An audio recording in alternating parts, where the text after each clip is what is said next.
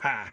I don't know why, but it just completely dropped the second part at the end when I showing my messed up book. My video somehow messed up.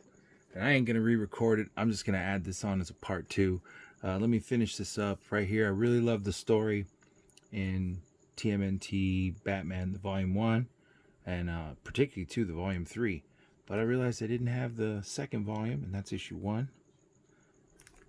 I recently showed like a 5, and I know a place that has a 6 and a 4, so I'm going to work that out.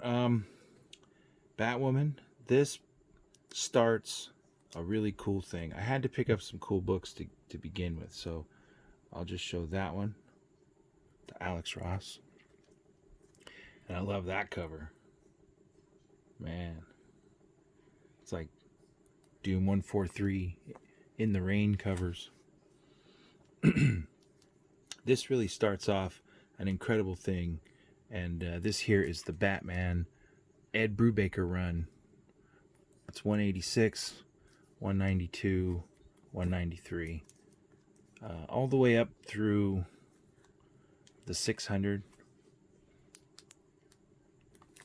I just made a deal with a store. They have a short box set aside for me, and in that short box is literally all of the gaps filled in my Batman run. And I just happened to go through and I decided I was going to buy the Brubacher first, then the Rucka, and some of the hole fillers till I make sure that I get those done. But my Batman run's going to be pretty solid here coming up soon. Maybe like 230 to 6 something, maybe to Hush. I don't know. It's going to be crazy.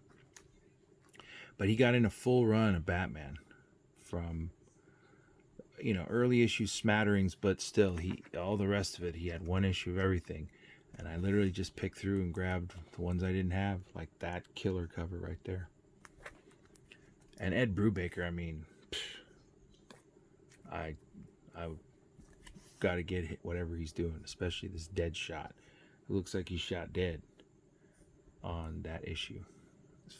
607. So that was just the first part of me picking up slowly over time that short box of Batmans to complete a really long run. Also, I went to a different shop and they had these sets of Curse of the White Knight, the Sean Gordon Murphy Black Label DC, the sets of the A cover, and a set of the B covers, right? So that was cool. And it was way cheaper in these sets. In fact, this Von Fries book was $5.99, and I think I got it for like $2.99.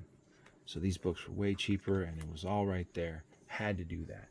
Speaking of, also had in their packs section, couldn't believe it, they had 1 through 4 of Quinn and Vigil's Faust.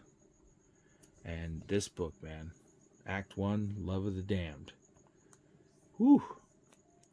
Black and white indie goodness. Tim Vigil just set some kind of crazy standard with his black and white and his detail. But it was also really violent, really over the top, sexual. Faust Act 2. In fact, you see this black is like it lifts up. I guess it's protecting us from the horrors underneath, but unbelievable that I found these. I don't know if they call this a bloody cover or if this was just a regular cover. I mean, I know there are some variants or certain different things about Faust, but I love that cover. God, what a great cover. Issue 3. And finally, on issue 4, they put a warning on it, said, "Caution, contains extreme violence in sexual situations." I could say that again. But what a cool thing. I have some of the later issues. I still probably will have to find some of those middling issues, but really happy to have found that first 4 to Faust. And if you don't like your indie books with that much craziness, you can always try my favorite. All right?